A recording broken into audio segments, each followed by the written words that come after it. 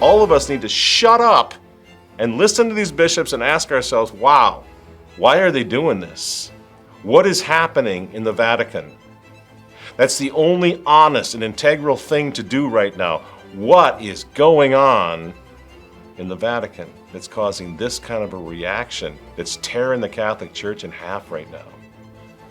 Entire websites, are out there keeping a running list of the bishops' conferences all over the world, and Walter throws up on the screen, who are resisting Francis to his face. You scroll down this list, look at the number. It grows just a little more every day, and what we're looking at here is actually, friends, bigger than anything we've seen before.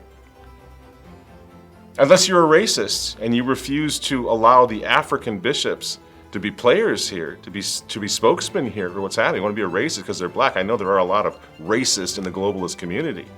But if you're not a racist, then you have to admit that what's happening, especially with Africa, but also with Hungary, Kazakhstan, a number of other bishops, the bishops of South Dakota, for thanks be to God, right? What's happening here is bigger than anything we've ever seen. Certainly eclipses the original dubia intervention over Amoris Laetitia of Cardinal Burke and the four cardinals, the cardinals from a few years ago, much bigger than that.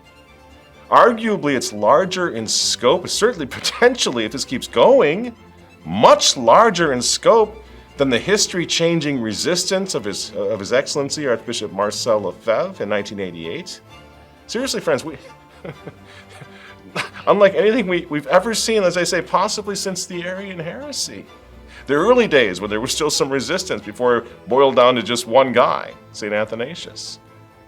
Massive moment.